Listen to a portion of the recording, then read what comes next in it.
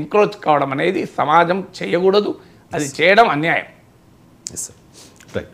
అధికారంలో ఉన్నంత కాలం 5 ఏళ్ల పాటు అడిగినా అడగకపోయినా కేంద్రంలో ఎన్డీఏ ప్రవేశపెట్టిన ప్రతి బిల్లుకు మద్దతు ఇచ్చిన వైఎస్ఆర్ కాంగ్రెస్ పార్టీ లోక్సభలో వక్ఫ్ సవరణ బిల్లును వ్యతిరేకించింది sir first time. So YSR Congress Party వైఖరి బీజేపీ పట్ల మారుతోంది అనుకోవాలా? అంటే ఇష్యూ బేస్డ్ సపోర్ట్ చేస్తామన్నాం కదా, ఈ ఇష్యూలు సపోర్ట్ చేయం, ఇంకో ఇష్యూలో సపోర్ట్ చేస్తామంటారు. సో వైసీపీ కాదు, లాస్ట్ 5 yearsలో టీడీపీ ఎన్డీఏలో లేకపోయినా మద్దతు ఇచ్చింది. ఇందులో వైసీపీ టీడీపీ అని తేడా ఏమీ లేదు.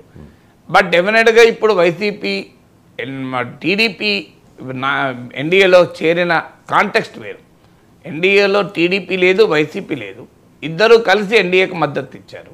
ఈ 5 ఏళ్లలో జరిగిన తతంగం అది. ఇప్పుడు ఎన్డీఏలో టీడీపీ ఉండగా వైసీపీ మళ్ళీ ఎన్డీఏకి మద్దతు ఇవ్వడం ఏంటి అనే క్వశ్చన్ డెఫినెట్గా ముందుకు వస్తుంది. ఎందుకంటే కానీ అందరు మనం చాలాసార్లు మాట్లాడుకున్నాం, సీత కష్టాలు సీతవి, పీత కష్టాలు పీత, సావత్తులు జగన్ కష్టాలు జగన్. సో మనం అన్నంత ఈజీగా, నాగేశ్వర్ అన్నంత ఈజీగా ఎవరిని పడితే వాళ్ళపైన మాట్లాడలేరు కదా. వాళ్ళ అవసరాలు వాళ్ళు. నాగేశ్వర్ కేసు, సిబిఐ కేసులు లేవు, ఈడీ కేసులు లేవు, సిబిసిఐడి కేసులు లేవు, ఏ కేసు లేదు కనుక నేను బ్రహ్మాండంగా ఓపెన్గా ఏదైనా మాట్లాడుకోగలను. కానీ మనకు తెలుసు రాజకీయ నాయకుల చుట్టూ ఉండే కేసులు, వాటి వ్యవహారాలు మనం చాలాసార్లు మాట్లాడుకున్నాం. సో అందువల్ల జగన్ వ్యక్తిగత అవసరాల రీత్యా బీజేపీకి మద్దతు ఇస్తున్నాడన్నది జగమెరిగిన సత్యం. దీంట్లో ఏమీ దాచేస్తే దాగంది కదా.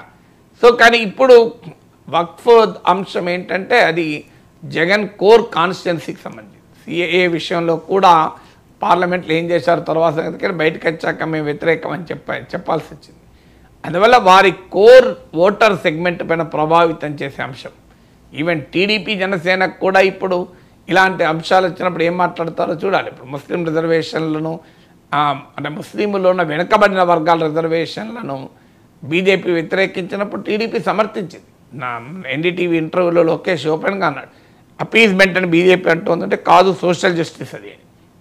అందువల్ల వైసీపీకి కూడా ఒక రకంగా తన ఓట్ బేస్ ఇష్యూ కనుక అంత ఈజీగా బీజేపీని సమర్థించలేడు. అందువల్ల ఆ యాంగిల్లో చూడడం ఒక డైమెన్షన్. రెండవది, సహజంగానే టీడీపీ ఎన్డీఏలో చేరిన తర్వాత వైసీపీకి ఇంకా ఎన్డీఏకి సమర్థించడం పొలిటికల్గా ఎంబ్రాసింగ్గా ఉంటుంది, ఇబ్బందికరంగా కూడా మారుతుంది.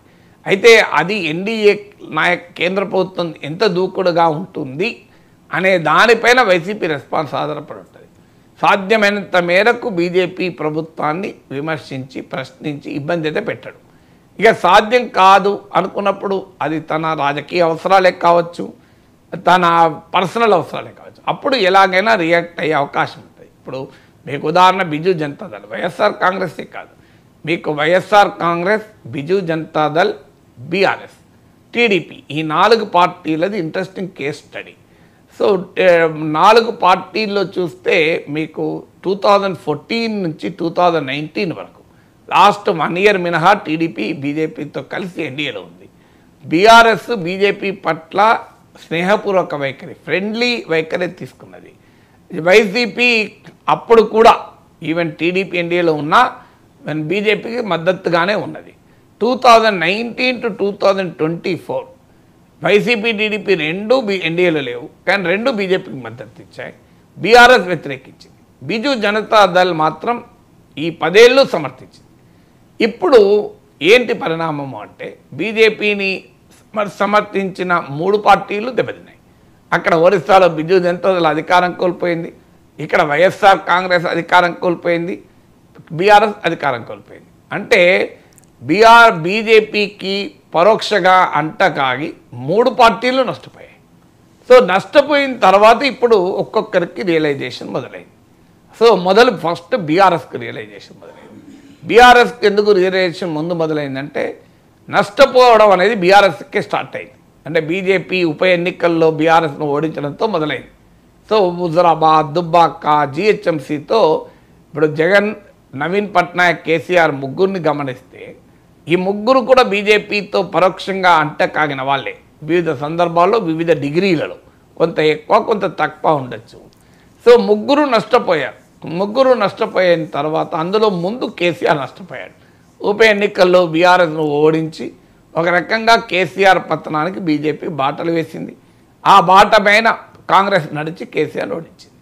అందువల్ల అనివార్యంగా బీజేపీకి వ్యతిరేక వైఖరి బీఆర్ఎస్ తీసుకోవాల్సి వచ్చింది.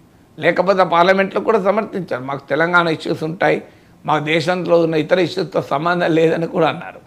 తర్వాత నెక్స్ట్ వచ్చాడు నవీన్ పట్నాయక్ పరిస్థితి వచ్చింది. నవీన్ పట్నాయక్కు అసెంబ్లీ ఎన్నికల్లో ఆయన పార్టీ ఓడిపోయింది, అంటే బీజేపీ అధికారంలోకి వచ్చింది. సో బీజేపీకి 10 ఏళ్ళుగా పరోక్షంగా అంటకాగి తన అధికారమే కోల్పోయాడు. సో ఇక అందుకే ఆయన పూర్తిగా ప్రతిపక్ష నాయకుడు అయిపోయాడు. ఇప్పుడు బీజూ జనతాదళ్ ఓపెన్గా బీజేపీని వ్యతిరేకిస్తోంది. అఫ్కోర్స్ ఇంకా ఇండియా కూటమిలో చేరలేదు, ఎందుకంటే అక్కడ బీజేపీతో పాటు నవీన్ పట్నాయక్ కాంగ్రెస్ కూడా ప్రత్యర్థి, అందువల్ల ఇంకా చేరలేదు. బట్ ఇండియా కూటమి బాయ్కాట్ చేస్తే అదే సమయంలో బీజూ జనతాదళ్ వాళ్ళు కూడా విడిగా బాయ్కాట్ చేశారు, కలిసి చేయలేదు, కూటమిగా విడిగా చేశారు. ఇక మూడో వ్యక్తి వైఎస్ఆర్ కాంగ్రెస్. కేసీఆర్కు నవీన్ పట్నాయక్కు లేని సమస్య జగన్మోహన్ రెడ్డికి ఉంది. కేసీఆర్ కూడా కొంత మేరకే ఉంది, ఎక్కువ లేదు. నవీన్ పట్నాయక్ పెద్దగా లేదు. జగన్మోహన్ రెడ్డికి అత్యధికంగా ఉన్నది ఈ సిబిఐ ఈడీ బెడద. సో దీనివల్ల ఏంటంటే Jaganmohan Reddy issue base support దాకా వచ్చాడు. అందువల్ల ముగ్గురు 3 రకాలుగా చూడండి మీరు. అందువల్ల వైఎస్ఆర్ కాంగ్రెస్ పార్టీ కూడా రానున్న కాలంలో బీజేపీకి అంటకాగిన తన పర్సనల్ రక్షణ ప్రొటెక్షన్ మనీ అంటారు. సో ఇది ఒక రకంగా ప్రొటెక్షన్ మనీ. సో ఆ ప్రొటెక్షన్ ఉండదు, తనను ఎనీహౌ ఇబ్బంది పెడతారు అనుకున్నప్పుడు ఖచ్చితంగా ఆయన మళ్ళీ ప్రతిపక్ష పాత్ర పోషిస్తాడు. అప్పుడే ఇండియా కూటమికి వస్తాడా రాడా అది తర్వాత చర్చ. కానీ అప్పటిదాకా మాత్రం అవకాశం ఉన్నంత మేరకు మోడీతో బీజేపీతో జగన్ పెట్టుకోడు. సో తప్పనిసరి ఎలాగూ తాను ఇబ్బంది పడక తప్పదు అనుకున్నప్పుడు మాత్రం రియాక్ట్ అవుతాడు. ఎస్సీ వర్గీకరణ